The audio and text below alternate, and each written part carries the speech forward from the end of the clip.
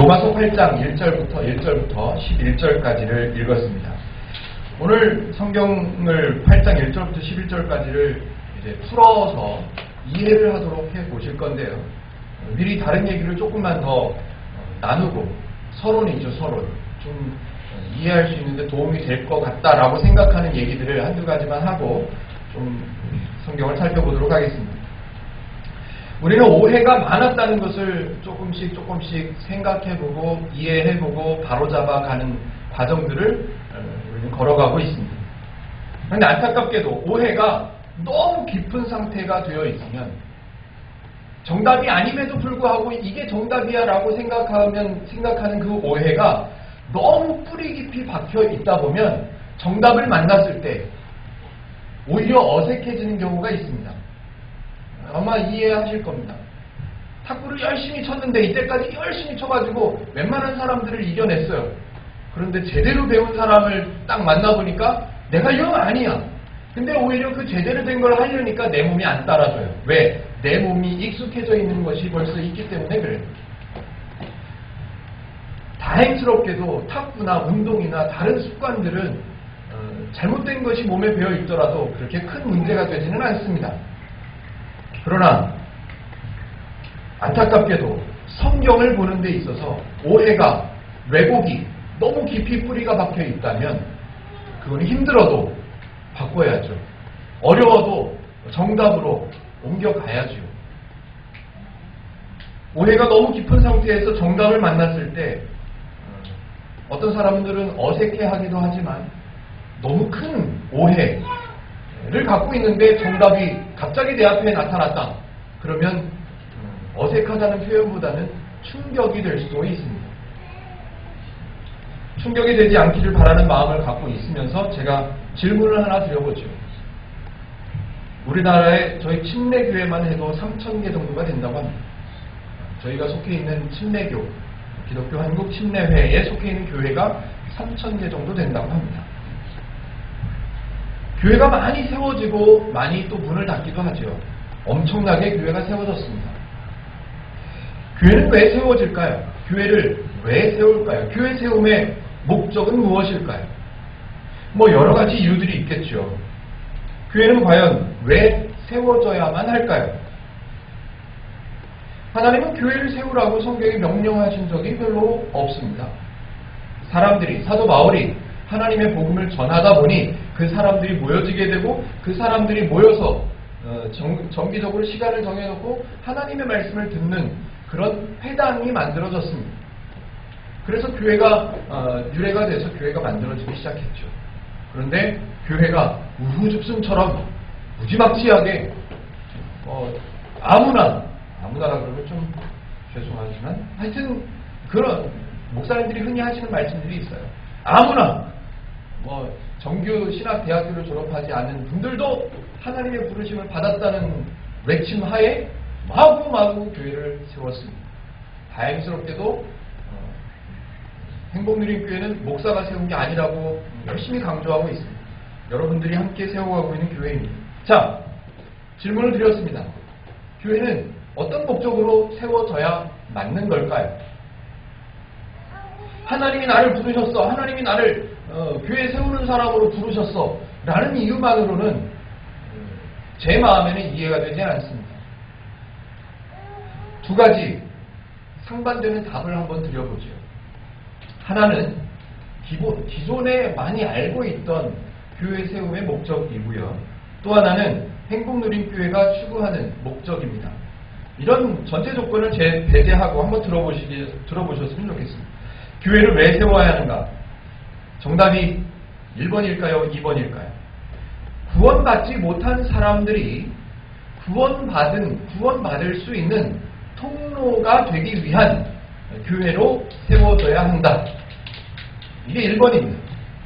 구원받지 못한 사람들이 교회에 나옴으로 인해서 구원받을 수 있도록 교회가 세워져야 한다. 또 두 번째, 구원받은 성도들이 하나님의 은혜를 배워가며 누리게 하기 위해서 교회가 세워져야 한다. 두 가지를 드렸습니다. 여러분 마음에 제가 입장을 바꿔 생각해 볼 때 두 번째 거는 우리 교회 목적이니까, 우리 교회 행복누림교회 방향이니까 이건 맞는 것 같고, 첫 번째 것도 틀리다고 하기에는 이게 너무 우리가 많이 들어왔던, 그리고 저와 여러분들도 늘 인정해왔던 내용입니다. 구원받지 못한 사람들이 구원받을 수 있는 통로가 되도록 하는 교회, 그래서 교회가 세워져야 한다는 얘기를 많이들 해왔습니다. 자, 제가 정답을 제시해드리지는 않겠습니다. 왜냐하면 이걸 제가 정답으로 하나를 골라서 말씀드리고 하나는 오답이다 라고 제가 정해버리면 온라인을 통해서 혹시 듣는 분들이 간혹 있으시면 마음에 충격이 되실까봐 제가 정답을 제시하지는 않겠습니다. 그렇지만 제가 힌트를 좀 드려보지요. 성경에 특히나 복음서에 마태, 마가, 누가, 요한 사복음서에 이런 내용이 등장합니다. 특히 요한복음에 예수께서 죽었다가 살아나셔서 부활하셔서 성경에서는 이렇게 말합니다. 예수님께서 다 이루셨다. 예수님께서는 죄를 없게 하시고 죄를 망하게 하시고 죄를 이기시고 승리하셔서 이기셨다. 다 이루셨다. 라고요. 요한복음 19장 30절에 예수님께서 문명하시기 전에 마지막으로 하신 말씀, 다 이루었다. 뭘 이루셨다고 하는 걸까요? 죄로 살아가는 사람들, 다시 말하면 하나님과의 관계가 끊어져 있는 상태에서 살아가고 있는 사람들을 위해서, 이 사람들을 구원하기 위해서 이 땅에 오신 예수님께서, 그 사역하시려고 이 땅에 오신 예수님께서 이제 운명하시기 직전에 다 이루었다라고 말씀하셨습니다. 무엇을 이루셨다는 말씀인가요? 다 이루셨다고 말씀하셨습니다. 죄를 끝내셨다고. 마태복음 4장에서는 죄를 향해서 물러가라, 사단을 향해서 물러가라 그러셨어요. 앞으로 로마서가 끝나면 마태복음을 또 살펴볼 계획에 있습니다만은 예수님께서는 사단에게 네가 하던 죄의 방법은 이제 틀렸다. 방향을 돌이켜라. 네 방향으로 가라. 이제 이 방향은 아니다. 사람들은 바른 방향, 하나님의 방향으로 갈 것이다. 라는 의미로 사단에게 회개하라. 라고 말씀하셨습니다. 우리는 그러면 또 죄송해요. 저는 흔히 전도라고 말하는 행사들, 사역들을 얼마나 했겠습니까? 전도사로, 부목사로 전도 팀을 구성해서 무지막지하게 다녔습니다. 대전역 앞에서 학교 다닐 때는 대전역 앞에 나가서 전도 실습도 했습니다. 그래서 전도 실습해서 결과를 전화번호, 이렇게 얘기하면 좀 너무 상스러운가요? 전화번호를 따서 그걸 보고를 하면 전도 실습 과목에 패스가 되는 거예요.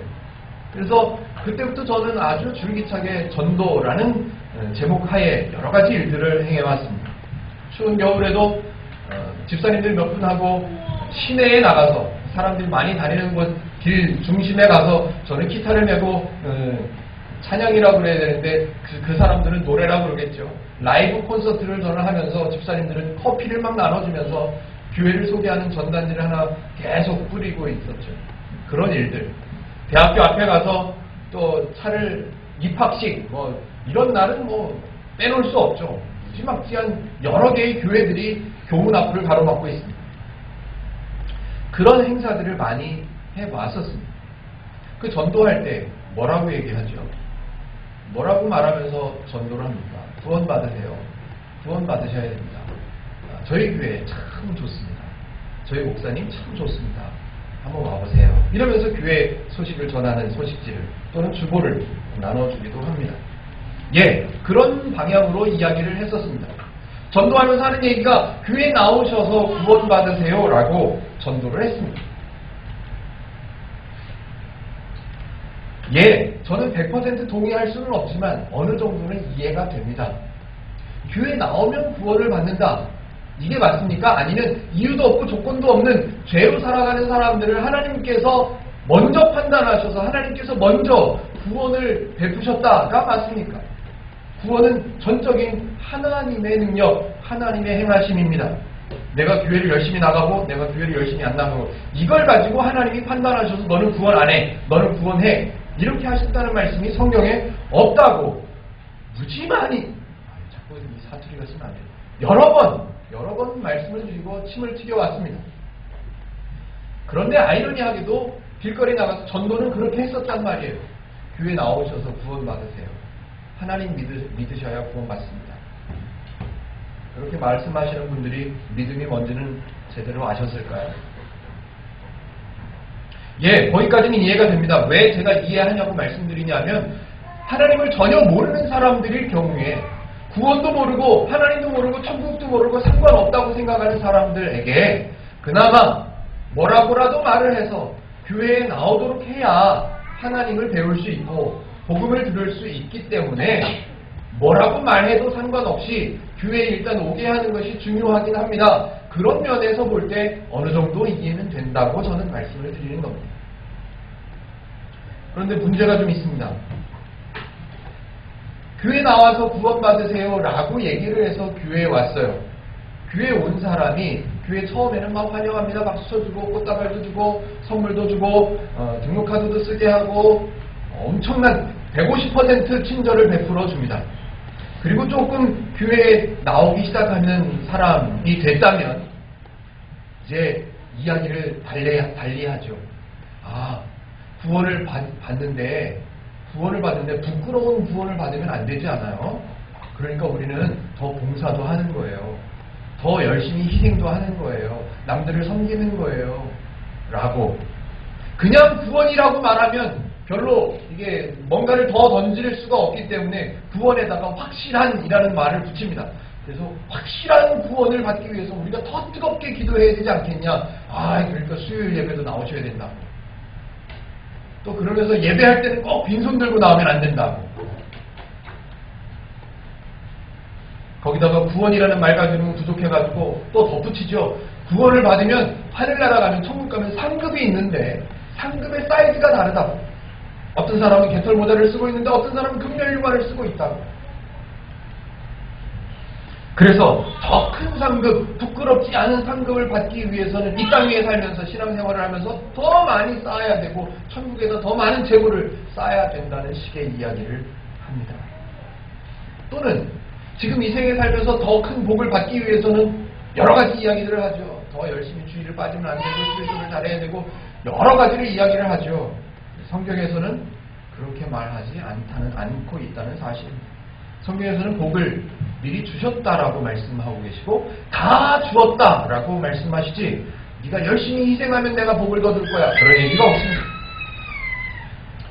당신이 믿음의 증거를 보여야 당신의 믿음이 확실하다는 증거를 보여야 하나님께서 더 큰 상급을 주시지 않겠냐고 동의하는 소리예요. 지금 서연이가 맞다고. 예, 믿음의 증거를 보여야 한다고 헌금과 봉사와 희생을 강조하고 있습니다. 처음에는 뭐라고 그랬다고요? 교회 오면 구원을 받는다고 얘기를 해서 교회를 앉혀놓고 점점 교회를 잘 나오다 보니 여러 가지를 덧붙이기 시작합니다. 확실한 구원을 가져야 되지 않겠냐고. 말이 안 맞습니다.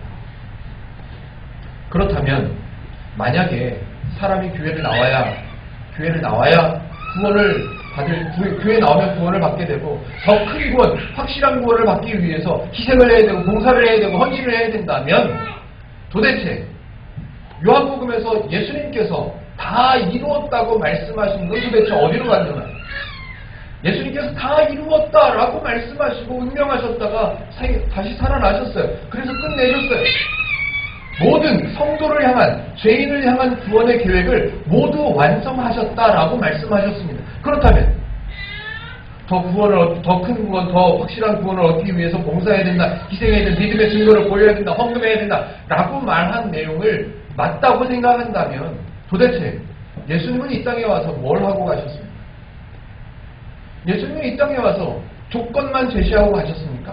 너네들이 교회에 나와야 되고 빠지면 안 되고 더 열심히 봉사해야 되고 더 열심히 헌금해야 되고 더 열심히 희생해야만 하늘나라에서 큰 상급을 받을 수 있어, 구원을 얻을 수 있어 라면 예수님은 도대체 이 땅에 내려오셔서 뭘 하고 가신 겁니까? 예수님께서 다 이루었다라고 말씀하신 것은 그냥 허드레로 하신 말씀일까요? 여러분은 교회 세움의 목적을 어디에다 두고 계십니까? 정답을 말씀드리진 않겠다고 말씀을 드렸습니다. 좀 깊이 묵상해 보시면, 고민해 보시면 좋을 것 같아서 정답을 말씀드리지는 않겠습니다. 질문이 뭐였죠? 교회를 세우는 목적이 무엇이냐? 첫 번째, 구원을 받게 하기 위한, 구원받지 못한 사람들이 구원받게 하기 위한 통로가 되기 위해서 교회를 세워야 됩니다. 두 번째, 구원받은 사람들이, 구원받은 성도들이 하나님을 더 배우고 하나님께서 주신 은혜를 누리게 하기 위한 통로가 되어야 된다. 그래서 교회가 세워야 되는 두 가지를 제시해드려 봤습니다. 마음속으로 한번 정답을 만들어 보시죠. 제가 교회 세움의 목적을 질문드린, 문제를 제시해드린 이유가 있습니다. 왜냐하면 교회를 세워가는데 목적이 어디냐에 따라서 교회의 목회와 교회의 신앙생활의 방향이 정해지는 거예요.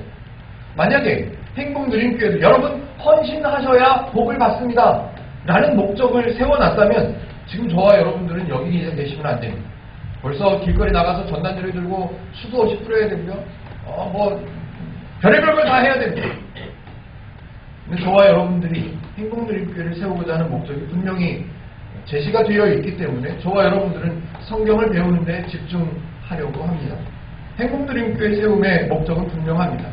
성경에서 선포하고 있는 대로 사람들을, 저와 여러분들을 하나님께서 부르셨지 우리의 노력과 우리의 성과로 하나님께서 부르시거나 구원을 베풀어 주신 게 아니라는 사실을 저와 여러분들이 인정하고, 다만 저와 여러분들이 부르심을 받았고 구원을 받았지만, 은혜를 받았지만 그게 뭔지를 잘 모르고 있었다는 거예요. 하나님이 어떤 분이신지, 하나님이 뭘 주신 건지를 잘 모르고 있었기 때문에 그 내용을 성경을 통해서 하나하나 배워가면서 우리가 점점 누려갈 수 있게 하기 위해서 저와 여러분들은 행복누림교회를 세워가고 있습니다. 이 목적을 달성하기 위해서 저와 여러분들은 지금까지 오해하고 있었던 것을 바르게 알아가려고 애를 쓰고요. 하나님의 원리, 하나님의 행하신, 하나님의 베푸신 은혜가 무엇인가를 분명하고 바르게 이해하려고 애를 쓰고 있는 거죠. 물론 성경을 읽은 분량들이 다 다르시죠. 또 교회를 다닌 그 연수가 다 다르십니다. 또 성경을 오해하고 있는 수준도 다 다르십니다. 이 말이 이해가 되시나 모르겠습니다. 복음을 오해한 것으로 배운 수준들이 다 다릅니다. 어떤 분은 방언을 해야 구원이 확증되는 거다라고 들으신 분들도 있을 것이고, 어떤 분들은 하나님 교회에 나오면 구원을 받은 거다라고 배우신 분들도 있어요. 오해의 수준이 천차만별이에요. 다 이해합니다. 다 그러실 수 있다고 이해합니다. 그러나 어떤 분들은 개 중에 한두 분이라도 저라 그러면 너무 교만한가요? 행복누림교회의 교회 세움의 방향과 목적을 분명하게 이해하고, 나도 그 목적대로 신앙을 배워야 되겠다, 그 목적대로 신앙해야 되겠다라고 동력하고 함께 마음을 모아주고 계신 분도 계십니다. 다 다릅니다. 높낮이가 다 다릅니다. 그러나 목적대로 걸어가다 보면 그 다르던 수준들이 점차 간격들이 좁혀져서 하나님의 원리로 살아가는 성도들의 신앙 공동체가 되어 갈 수 있다고 믿고 있기 때문에 함께 걸어가고 있는 거죠. 성경을 통해서 하나님을 배우자고 행복누림교회를 세워가고 있다고 말씀을 드렸습니다. 그런데 여기서 아주 중대한 문제가 하나 보여집니다. 어떤 문제냐면 성경을 배우려고, 성경을 읽으려고 애를 쓰는데 성경이 너무 어렵다. 이게 문제예요. 성경이 다들 어렵다고 그래요. 저도 어렵지요. 저도 구약성경 요즘에 말씀드리려고 해요. 주보 광고 소식란에 보면 제가 이제 그걸 하나 메모해 보려고 했습니다. 성경을 읽어요. 아래 하단에 보면 성경을 읽어요. 옆에다가 이번 주에는 역대상을 읽고 있습니다. 이렇게 메모를 해보려고 그래요. 교회에서는 이렇게 읽고 있습니다. 개인적으로 집에서 읽으시는 분들은 같이 순서를 맞춰가면 좋겠다 싶어서 메모를 해보겠습니다. 성경을 읽는데 쉽지는 않습니다. 역대상 1장부터 15장까지 엊그저께 읽었거든요. 제가 이때까지 성경을 읽으면서 성경 66권 중에 도무지 알아들을 수 없었던 생소한 처음 보는 듯한 단어들이 제일 많이 나오는 부분이 역대상 1장부터 9장까지의 내용이었습니다. 사람 이름들이 나오는데요. 어림나봐 조금 덧붙여서 수천 명 나오는 것 같아요. 수천 명. 그런데 아는 이름들이 별로 없어요. 아는 이름이 별로 없어요. 한번 읽어보세요. 읽어보시면서 웃어보세요. 이게 도대체 성경이 어렵다라고들 말합니다. 그런데 성경이 어렵다는 말에는 약간의 잘못된 점이 하나 있습니다. 뭐냐면 우리가 성경을 읽을 때 우리 관점으로만 읽어왔어요. 우리 관점으로만 배워왔어요. 예를 들면 진리를 알지니 진리가 너희를 어떻게 하리라? 자유케 하리라. 진리를 알아야 되는구나. 진리를 알아야 우리가 자유를 얻을 수 있구나. 자유를 만들어내야 되는구나. 라고 이해를 했습니다. 왜냐하면 세상에는 공짜가 없다고 생각하기 때문에 내가 할 일은 뭘까? 이런 관점으로 성경을 보다 보니 어렵다는 거예요. 도대체 지금 사는 것도 어려운데 도대체 여기서 얘기하는 성경에서 말하는 것들을 다 이루어야 된다는 말인가?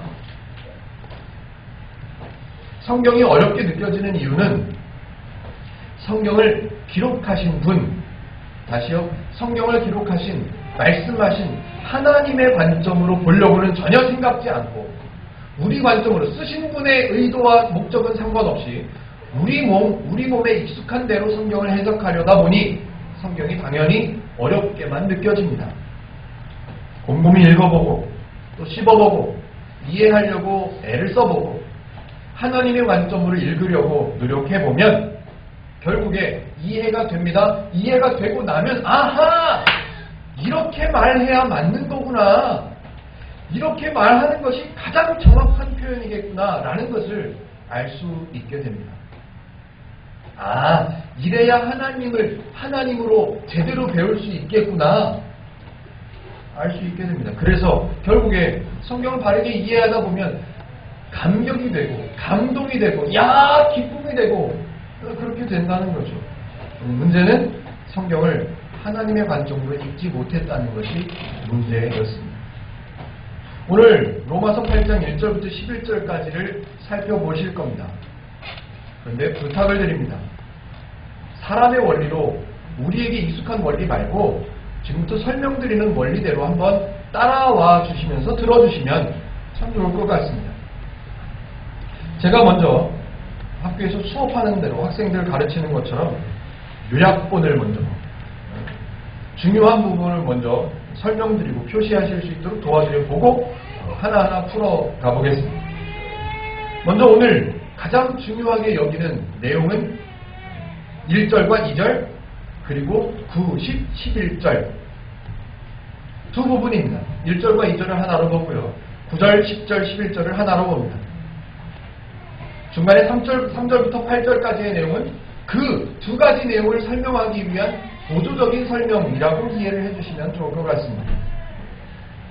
그리고 3절부터 8절, 9절까지 포함해보죠. 3절부터 8절, 9절까지 같은 단어들이 계속해서 반복해서 나오는데 그 단어들은 두 가지로 구분해서 이해하시면 아주 쉽습니다. 제가 늘 말씀드린 것처럼 하나님의 관점은 사람들을 둘로 구분합니다. 둘로 구분하는데 뭐로 구분하냐면 하나님의 기준으로 구분합니다. 어떻게? 하나님을 모르는 사람, 하나님을 아는 사람 두 가지로 구분합니다. 죄인, 성도 이거로 구분하는 내용이 로마서에서는 없습니다. 왜냐하면 로마서도 편지거든요. 누구에게 쓴 편지? 성도들에게 쓴 편지. 그래서 그 성도들 안에서 두 부류를 나누는데 하나님을 모르는 사람, 하나님을 아는 사람. 우리가 7장까지 배워왔던 내용으로 표현해 본다면 과거에 왜곡되어 가르쳐왔던 율법을 가지고 있는 사람, 하나님께서 주신 율법의 원래의 목적을 배운 사람, 과거의 율법을 지키는 사람, 그 율법을 폐하는 사람, 하나님을 모르는 사람, 하나님을 아는 사람. 두 가지로 구분되는데 두 부류의 사람들을 표현하는 다른 단어들이 계속해서 반복돼서 나옵니다. 한번 보죠. 먼저 하나님을 알지 못하는 사람을 표현한 단어들이 어떻게 설명되어 있는지 2절에는 죄와 사망의 법에 있는 사람, 이런 의미로 표현됩니다. 어디에? 2절에 죄와 사망의 법에 있는 사람. 이게 과거의 율법을 얘기하는 거예요. 그리고 3절, 4절, 5절, 6절, 7절, 8절, 9절에 한 번 이상씩 나오는 육신, 하나님을 모르는 사람 뜻하는 단어입니다. 육신을 따르지 않고 육신을 따르는 자는 육신의 생각은 육신에 있는 자는 육신, 하나님을 모르는 사람을 표현할 때 육신을 따르는 자, 육신에 있는 자, 이렇게 육신에 따라 생각하는 자, 이렇게 표현되어 있습니다. 또 8절에는 하나님과 원수인 자, 이렇게 표현되어 있습니다. 10절에도 몸이라는 단어가 한 번 더 나오는데 조금 다른 표현이긴 합니다. 어쨌든 하나님을 모르는 상황에 있는 사람, 몸, 이렇게 표현되어 있습니다. 지금까지 어떤 사람이라고요? 하나님을 모르는 사람, 여러 번 반복해서 나왔습니다. 이번에는 하나님을 아는 사람, 성도를 표현하는, 하나님을 아는 성도를 표현하는 단어들을 한번 보시죠. 1절과 2절에 똑같은 표현이 등장합니다. 뭐라고요? 그리스도 예수 안에 있는 자. 4절과 5절에는 영을 따라 행하는 자. 9절에는 하나님의 영이 거하시는 자. 10절에는 그리스도께서 거하시는 자. 11절까지 나오죠. 예수를 죽은 자 가운데서 살리신 이의 영이 거하시는 자. 두 가지로 나뉘어서 설명되고 있다고 제가 미리 한번 요약을 해드려봤습니다. 1절과 2절 그리고 9절, 10절, 11절의 두 부분의 내용이 중요하다고 말씀을 드렸고, 중요한 부분을 나중에 설명드리고 3절부터 8절까지의 내용을 먼저 소개를 해보죠.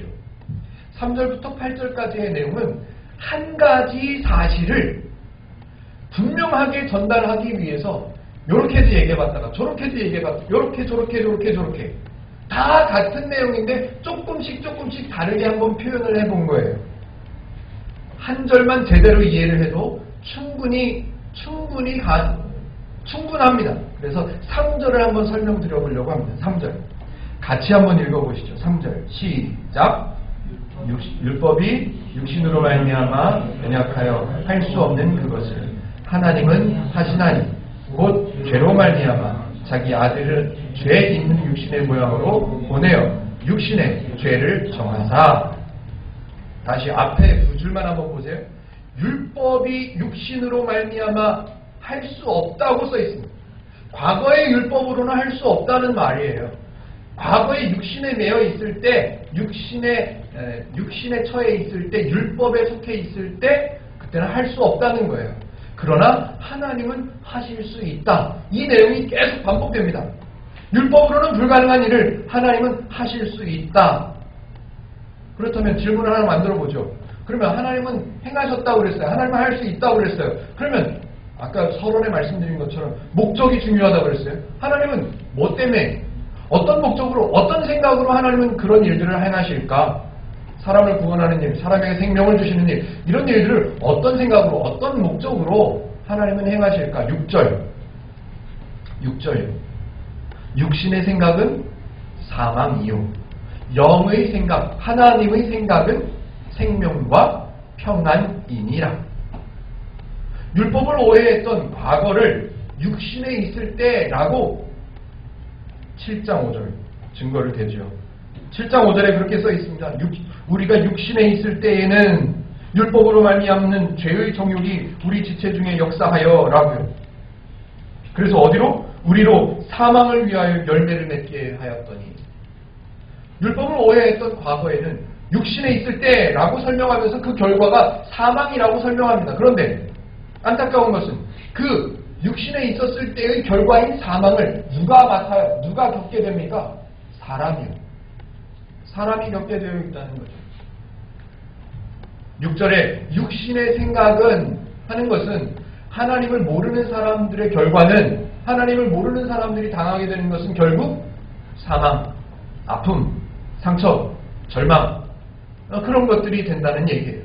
그런데 반대로 6절 후반부에 영의 생각은 하면서 하나님의 생각, 하나님의 목적을 적어놨죠. 생명과 평안이다 라고. 이 내용을 기억하고 계세요. 하나님의 목적은 생명과 평안이다. 이걸 붙잡고 계셔보세요. 8절을 거기다 붙여보겠습니다. 육신에 있는 자들은 하나님을 기쁘시게 할 수 없느니라 라는 내용이 나왔습니다. 사람들은 8절만 읽으면 또 오해를 하죠. 오해는 왜 한다고요? 우리 관점에 우리에게 익숙한 대로 그 본문을 성경을 해석하려다 보니 오해가 생긴다고. 우리는 8절을 읽고 오해하는 많은 사람들이 이렇게 생각합니다. 아, 하나님을 기쁘시게 해야 되는구나. 육신대로 살면, 죄로 살면, 육신에 있는 사람으로 살면 하나님을 기쁘시게 할 수 없구나. 그러면 우리는 뭘 해야 될까? 아, 봉사를 해야지. 아, 희생을 해야지. 아, 헌금을 해야지. 아, 찬양을 해야지. 그러면 누가 기쁘시게 된다? 하나님이 기쁘시게 될 거다. 아, 하나님을 기쁘시게 하면서 사는 신앙생활을 합시다. 이런 얘기들을 마구마구 만들어내죠. 분명한 오해입니다. 조금 전에 놓치지 말라고 말씀드린 거 기억하십니까? 영의 생각은, 하나님의 생각은, 하나님의 목적은 사람들이 생명을 얻는 거예요. 사람들이 생명을 얻는 게 하나님의 목적이라서 하나님께서 생명을 주셨어요. 줬는데 몰라. 기뻐요? 슬퍼요? 하나님이 안타깝죠. 그런데 생명을 주신 그 사람들이 생명을 얻었다는 것을 이제 알아요. 알면 하나님 기쁘시다? 슬프시다? 기쁘시다. 거기다가 하나님께서 평안하기를 원하셔요. 평안이 목적이야. 저 사람들을 내가 생명을 줬는데 저 생명을 받은 사람들이 생명 받았음을 알게 된 그 성도들이 평안하게 누리면서 살았으면 좋겠다고 하나님은 생각하세요. 그러면 이 목적을 가지신 하나님을 기쁘시게 하는 방법 분명합니다. 생명을 받았다는 것을 아는 것, 또 하나님께서 주신 평안을 누리는 것, 이것이 하나님을 기쁘시게 하는 방법이라면입니다. 근데 사람들은 그런 생각 안 하죠. 하나님의 목적은 뒤로 접어두고 하나님을 기쁘시게 해야 되는데 어떻게 하면 봉사해야지, 희생해야지, 헌금해야지, 교회 빠지면 안 되지. 아니요. 하나님의 사람인 성도는 생명을 갖고 평안을 누리는 것, 그것이 하나님을 기쁘시게 하는 신앙생활입니다. 요한복음 10장 10절 혹시 암송하시는 분도 계신가요? 요한복음 10장 10절 도둑이 오는 것은 도둑질하고 죽이고 멸망시키려는 것뿐이요 내가 온 것은 양으로 생명을 얻게 하고 더 풍성히 얻게 하려는 것이라. 이해를 바르게 하셔야 됩니다. 하나님께서 이 땅에 사람의 몸을 입고 예수 그리스도로 태어나신 이유는 내가 온 것은 아무것도 모르고 우매하기 짝이 없는 사람들, 내 양들, 걔네들이 생명을 얻게 하고 그리고 삶이 더 풍성해지는 것을 하나님은 원하고 계시다는 겁니다. 하나님의 목적, 하나님의 생각 분명하게 이해를 하셔야 됩니다. 자, 두 번째요. 꼭 이해하시기를 바라는 아주 중요하다고 생각하는 그런 내용을 강조하고 싶어서 먼저 소개를 해야 되는데 뒤에 이제 설명드려보려고 합니다. 잘 이해를 잘 들어주셨으면 제가 읽어보고 제가 들어보니까 다른 목사님들 강해하신 목사님들 설교를 들어보니까 너무너무 중요하고 너무너무 귀한 내용인 거예요. 그런데 제가 뭐라고 설명을 해야 될지를 모르겠어요. 1절과 2절을 먼저 한 파트니까 두 파트 중에 한 파트니까 1절과 2절을 한번 읽어보시죠. 제가 한번 읽어볼까요? 그러므로 이제 그리스도 예수 안에 있는 자에게는 결코 정죄함이 없나니 이는 그리스도 예수 안에 있는 생명의 성령의 법이 죄와 사망의 법에서 너를 해방하였음이라. 여기서 표시해 두실 단어는 그리스도 예수 안에 있는 자. 2절에는 그리스도 예수 안에 있는 생명의 성령의 법이 뭐 이렇게 써있는데 그리스도 예수 안에 있는, 여기 한번 초점을 맞추고 한번 보시죠. 그리스도 예수 안에 있는 자예요. 잘 기억하시고 제가 구분점을 설명해 드릴게요. 9절, 10절, 11절 제가 빠르게 한번 읽어보겠습니다. 만일 너희 속에 하나님의 영이 거하시면 너희가 육신에 있지 아니하고 영에 있나니 누구든지 그리스도의 영이 없으면 그리스도의 사람이 아니라. 또 그리스도께서 너희 안에 계시면 몸은 죄로 말미암아 죽은 것이나 영은 의로 말미암아 살아 있는 것이니라. 예수를 죽은 자 가운데 살리신 이의 영이 너희 안에 거하시면 그리스도 예수를 죽은 자 가운데 살리신 이가 너희 안에 거하시는 그의 영으로 말미암아 너희 죽을 몸도 살리시리라. 중요한 부분, 비교해야 될 부분 9절에 너희 속에 하나님의 영이 거하시면 9절 후반부에 또 나오죠. 그리스도의 영이 없으면 10절 그리스도께서 너희 안에 계시면 11절 예수를 죽은 자 가운데 살리신 이의 영이 너희 안에 거하시면 자 비교해 볼게요. 비교할 것은 이거예요. 그리스도 예수 안에 있다 이거고 또 하나는 내 안에 있다 두 가지예요. 1절과 2절에는 그리스도 예수 안에 있다 라고 설명하고 9절, 10절, 11절에는 너희 안에 그리스도께서 있다고요. 그리스도 안에 있고 너희 안에 라고 설명합니다. 비슷해 보이지만 완전히 다른 얘기예요. 주체가 다른 거예요. 주체가, 주어가. 여기는 그리스도 안에 너희들을 품었다 그 얘기예요. 그리스도 안에 너희들을 품었다라고 얘기한 거고 9절, 10절, 11절에 너희 안에 그리스도가 있냐 그 얘기예요. 10절에는 뭐라고 써놨냐면 아니요 10절 말고요 9절 누구든지 그리스도의 영이 없으면 풀어서 누구든지 그리스도의 영이 그 안에 없으면 그리스도의 사람이 아니라 그러니까 너희 안에 그리스도가 있어야 된다는 거예요. 자, 두 가지를 비교하는 걸 제가 제시를 해드린 거예요. 제가 예를 들어서 설명을 드리면 좀 도움이 될까 해서 예를 고민을 해서 하나를 만들어 봤습니다. 그런데 제가 예를 잘 들지 않으려고 하는 이유는 우리가 이해하고 있는 우리에게 익숙해 있는 사람들 이야기로 예를 들어서 설명하다 보면 말이 안 되는 게 많아요. 그래서 하나님이 그거야? 하나님이 아빠야? 하나님이 엄마야? 이렇게 얘기하면 이렇게 꼬리를 잡으면 이게 말이 안 돼요. 그냥 방향을 제시하기 위해서 예를 설명하는 거라고 꼭 기억을 해주십시오. 제가 오늘도 서연이 얘기를 좀 해보겠습니다. 서연이가 제일 이쁘니까. 자, 이제 서연이가 조금만 지나면 1년이 세상의 빛을 본 지가 1년이 되어 갑니다. 예, 서연이에게 엄마 아빠가 제일 강조하고 제일 먼저 서연이가 말했으면 좋겠고 제일 먼저 이해했으면 좋겠고 제일 먼저 알아뒀으면 좋겠다 하는 게 뭘까요? 내가 아빠야 이거 내가 엄마야 이거 서연이가 알아줬으면 너무너무 좋겠는 거예요. 근데 아직은 분명하게 아빠의 개념도 잘 뭐 그래요. 그래서 아빠, 엄마, 할아버지, 할머니 또 중요한 게 뭐 있죠? 맘마 뭐 이런 얘기들 잼잼 뭐 또 정집사님 표현을 뭐라고요? 베네베네베네 뭐라고 그랬죠? 하여튼 서연이한테 가르쳐주고 싶어서 애를 씁니다. 왜요? 아직 서연이는 모르니까 아직 서연이는 배워야 되니까 아직 서연이는 이해가 부족하니까 제대로 가르쳐 보려고 애를 씁니다. 그 중에 아빠라는 단어를 한번 예를 들어보죠. 아빠가 지금 서연이한테 계속해서 설명을 하면 야 내가 아빠야. 머리는 길면 아빠가 아니야. 머리가 짧아야 되고 배가 나와야 아빠야. 아빠의 대명사를 만들어냅니다. 그래서 서연이 아빠는 홍집사님이라고 무수하게도 가르치려고 애를 쓴다. 예예요. 예. 홍집사님이 이렇게 한다는 말이 아니라 예를 들어서 그래서 계속해서 아빠를 가르치고 어떻게 보면 세뇌를 시키고 있습니다. 세월이 좀 흘렀어요. 서연이가 조금 커가지고 아빠의 개념을 이제 이해를 합니다. 아빠. 요렇게 생긴 사람이 우리 아빠구나. 배가 없네. 이건 우리 아빠 아니네. 서연이가 아빠를 좀 알아가고 있어요. 조금 알았어요, 이제.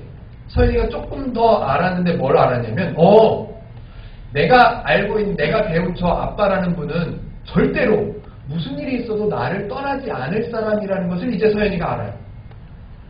아무리 어려워도 나를 갖다 버리지는 않을 사람이라는 것을 분명히 알아요.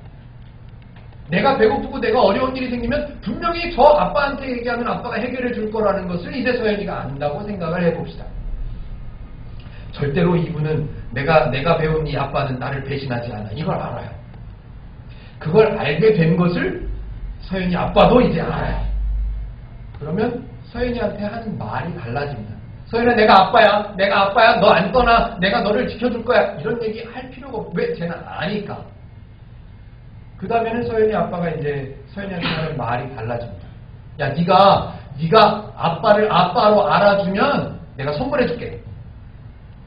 네가 아빠를 아빠라고 불러주면 내가 자전거 사줄게. 세발 자전거 뭐 이런 뭐 선물 사줄게.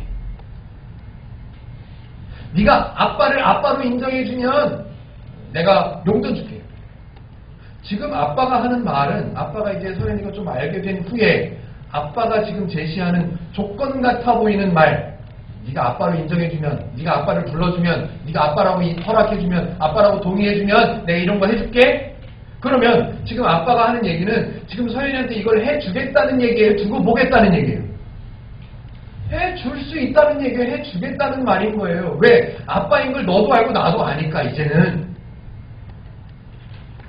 조건이 아니에요. 너 나를 아빠로 인정해야 내가 선물 준다 이런 말이 아니에요. 인정 안 하면 선물 안 준다 이런 말이 아니에요. 제가 예를 들어서 먼저 설명을 드려봤어요. 지금 말이 달라요. 1절과 2절에는 그리스도 안에 있다 라고 설명해놓고 9절, 10절, 11절에는 너희 안에 그리스도가 있어야 돼 라고 말했어요. 3절부터 8절까지 소개한 그 하나님, 율법으로는 안 되지만 하나님으로는 돼 라고 소개한 그 하나님이 1절과 2절 그리스도 안에 너희를 품어서 그 하나님이 너희와 함께 해 라고 선포하신 거죠. 선언하신 거예요. 나는 너를 떠나지 않아. 왜? 너희는 옛날 율법에 속해 있어서 다 사망으로 가게 되어 있었는데 내가 다 건져냈어. 내가 했어. 내가 끝냈어. 라고 설명해 놓은 그 하나님이 함께 하겠다고 설명하신 내용이 1절, 2절이에요. 그리스도 안에 너희 있다. 옛날에 어떤 드라마에 나온 내용인데 내 안에 너 있다. 그런데 문제는 9절, 10절, 11절이에요. 9절, 10절, 11절에 나온 성경을 읽고 나서 사람들은 자기 식대로 해석해요. 9절 한번 보시죠. 9절에 뭐라고 되어 있냐면 만일 때문에 또 사람들이 힘들어해요. 만일 너희 속에 하나님의 영이 거하시면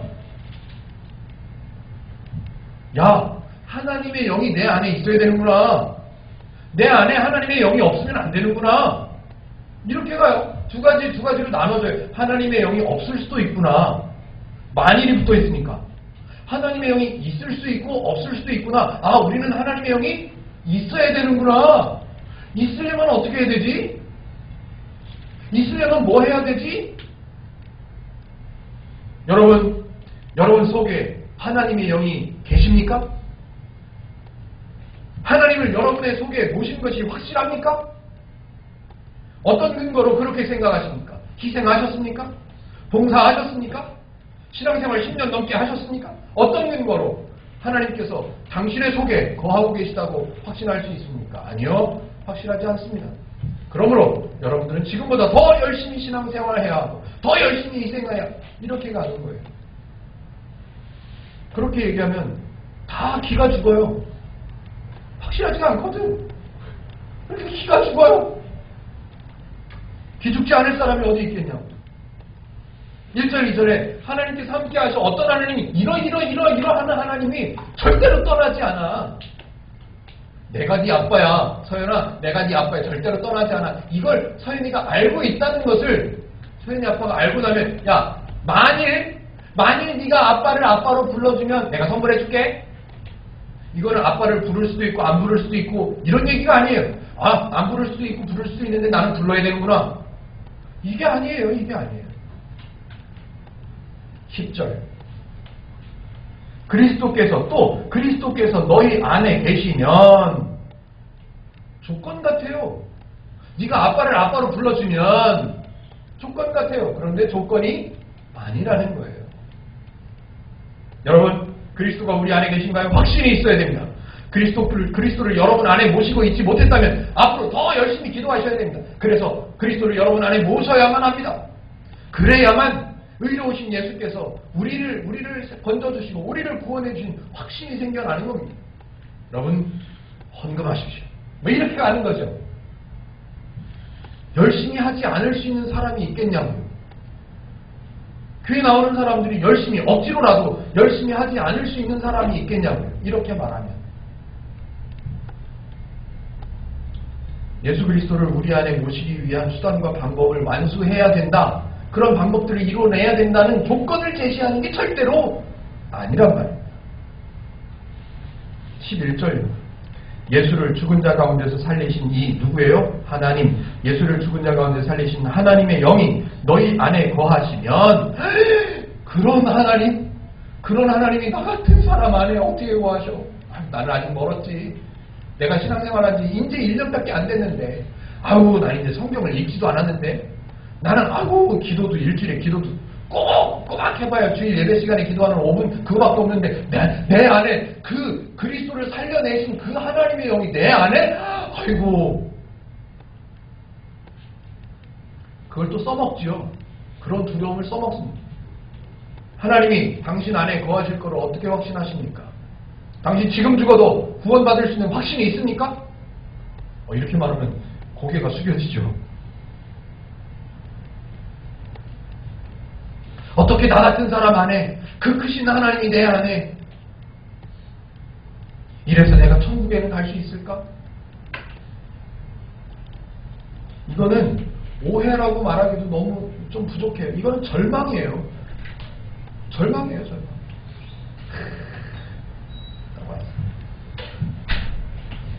하나님의 부르심을 받기 위해서 수고하고 애쓰는 교회를 세워야 합니까? 교회를 세움의 목적이 하나님께 구원을 받기 위해서, 복을 얻기 위해서 수고하고 애쓰는 목적을 가지고 교회를 세워야 맞다고 생각이 되십니까? 로마서 8장 1절부터 11절까지를 읽지 않았다면, 읽었지만 오해하고 있었다면 성경은 오히려 읽지 않는 것이 훨씬 좋지요. 우리는 성경을 읽었는데 우리 식대로만 이해했다면 우리는 기가 죽어야 하고 불안해야 하고 두려워해야 하고 끊임없이 수고하고 희생해야 그나마 마음에 스스로 위로를 받는 거예요. 이번 주에는 교회 갔다 왔다. 이번 주에는 주님이 오셔도 되겠다. 이번 주에는 교회를 안 갔네. 주님 오시면 나는 어떡하나. 이건 오르락내리락이 아니요. 복음은 그렇지 않습니다. 성경은 그렇게 말하고 있지 않습니다. 사람들은 성경을 오해하고 있기 때문에 누구를 위해서 봉사해야 하는지도 모르고 누구를 위해서 희생해야 하는지도 모른 채 왜 희생해야 되지? 왜 봉사해야 되지? 왜 헌금해야 되지? 얘 목적도 모른 채 봉사하고 수고하고 헌금하고 있습니다. 마태복음 11장 28절 예수님께서 율법사들, 바리새인들 그리고 회중들에게 이렇게 말씀하십니다. 수고하고 무거운 짐진 자들아 다 내게로 오라. 내가 너희를 쉬게 하리라. 많이 들어보셨죠? 예수님께서 이렇게 말씀하신 것은 사람들 모두를 대상으로 해서 너희들의 인생은 무겁고 힘들다는 건 내가 안다. 인생이 쉽지 않지? 그러니까 나한테로 와. 이런 얘기가 아니에요. 필요 없는, 목적도 모르는 그 율법을 지켜야만 구원을 얻을 수 있다고 가르치고 그걸 배우고서 쓸데없는 수고를 하는 종교적 행위를 하고 있는 쓸데없는 그런 사람들에게 말씀하시는 거야. 그런 수고를 할 필요가 없어. 그런 수고를 하는 사람들아 내게로 오라. 내가 너희의 짐을 가볍게 해줄게. 왜? 필요 없는 짐이니까, 필요 없는 어려움이니까, 필요 없는 수고고 필요 없는 희생이니까 예수님은 그걸 없게 하시겠다는 거예요.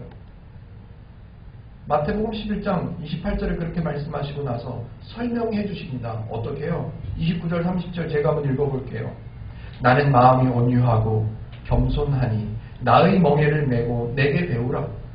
그리하면 너희 마음이 쉼을 얻으리니 이는 내 멍에는 쉽고 내 짐은 가벼움이니라 하시니라. 하나님의 원리는 어려운 게 없어요. 왜? 하나님이 다 해놓으신 거 누리라고 말씀하시는 거기 때문에 내 멍에는 너희들 표현에 짐이라고 생각하는 그 멍에, 나의 멍에는 가벼워. 내 멍에는 쉬워. 그러니까 너희도 내 멍에를 가져. 이거는 예수님도 고난당하셨으니까 우리도 고난당해야 돼. 이런 얘기가 아니라고요. 그런데 사람들은 마태복음을 읽고도 예수님께서 자기 멍에를 같이 매자고 말씀하시네. 우리도 멍에를 맵시다. 그래서 저 필리핀이나 이런 데 가면 한 곳에 1년에 한 번씩 그런 행사를 합니다. 십자가를 메고, 실제로 십자가를 메고 채찍을 맞고 피를 흘리는 그런 행사들을 합니다. 실제로. 아니요. 예수님의 멍에를 나의 멍에라고 말씀하시는 그 멍에는 하나님의 원리를 말씀하시는 거예요. 하나님이 다 해놨기 때문에 니네는 그냥 쉬면 돼. 이게 내 멍에야. 30절 마태복음 11장 30절 이는 내 멍에는 쉽고 내 짐은 가벼움이니라. 멍에는 무거운 게 맞아요. 멍에는 소 어깨에 이렇게 올려놓고 그거 있잖아요. 그거는 쉬운 게 없어요. 100% 어려워요. 그런데 사람들은 그걸로 이해하고 있기 때문에 예수님은 그 멍에를 예를 들어서 내가 메고 있는 멍에는 쉬워. 짐은 무거운 게 짐이에요. 그런데 예수님은 내 짐은 가벼워 라고 설명하는 거죠. 아까 말씀드린 요한복음 8장 32절 진리를 알지니 진리가 너희를 자유롭게 하리라. 진리가 주어예요. 사람들 보고 자유를 만들어라, 자유를 쟁취해라, 자유를 만들어내라 이게 아니에요. 너희들이 수고해서 자유를 만드는 이게 아니에요. 진리가 너희를 자유롭게 할 거야 이 얘기예요. 아, 진리가 우리를 자유롭게 한대. 그럼 우리는 뭐 하면 돼? 자유를 누리면 되는 거예요.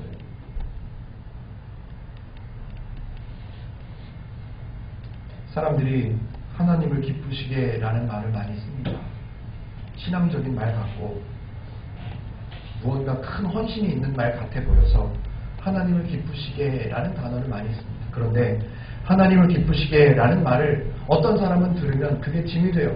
그게 무거워요. 아, 나는 앞으로 뭘 해야 되나? 나는 어떤 희생을 해야 되나? 나는 1년에 헌금을 얼만큼 해야 되나? 네? 그래야 하나님을 기쁘시게 할 수 있다라고 생각하기 때문에 하나님을 기쁘시게라는 단어가 무거움이 되고 어려움이 됩니다. 숙제가 됩니다. 그러나 성경을 바르게 알고 하나님을 아는 사람은 하나님의 목적과 하나님의 생각과 하나님의 기대를 아는 사람은 하나님을 기쁘시게 하나님은 나의 평안과 나의 기쁨과 나의 행복을 하나님은 바라셔. 그러면 하나님을 기쁘시게 하려면 어떻게 하면 돼? 나는 행복을 누리면 되고 나는 하나님께서 주신 평안을 배워서 누리면 되고 하나님을 기쁘시게 라는 단어를 똑같이 들었는데 어떤 사람은 힘들어하고 어떤 사람은 감동이에요. 감격이에요. 아, 하나님을 기쁘시게 할 수 있다. 나는 하나님을 위해서 하나님의 기쁨을 위해서 살아야지. 뭐 하겠다는 얘기예요? 나는 행복하게 살아야지. 나는 기쁘게 살아야지. 나는 하나님을 더 배워야지.